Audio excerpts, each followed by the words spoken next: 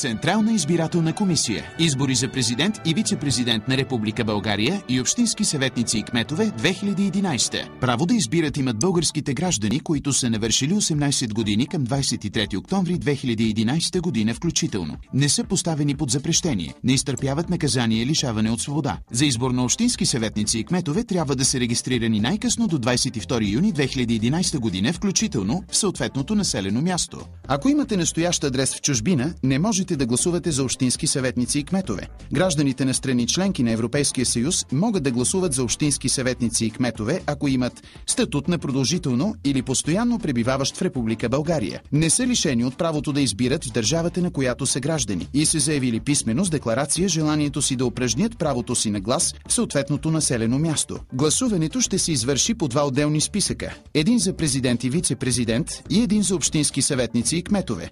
Избирателните списъци се съставят по постоянен адрес. От 12 септември списъците са публикувани на интернет страниците на общините и са изложени на публични места. Освен това, може да проверите списъка на сайта на Главна дирекция Гражданска регистрация и административно обслужване. На безплатен телефонен номер за цялата страна 0800 14 726 или като изпратите СМС на 14 726 със съдържание 10 цифри на вашето ЕГН.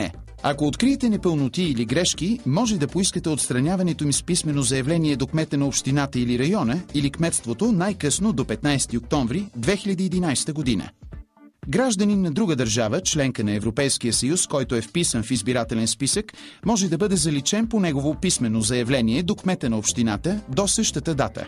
Кметът на общината или района или кметството разглежда заявлението в срок до 2 дни и се произнася по него с мотивирано решение, което обявява незабавно на публично място. Решението може да се обжалва пред районния съд в срок до 2 дни от обявяването му. Съдът разглежда жалбата и се произнася в срок до 2 дни. Желаещите да гласуват по настоящ адрес трябва да подадат заявление до общинската администрация по настоящия си адрес до 8 октомври 2011 година.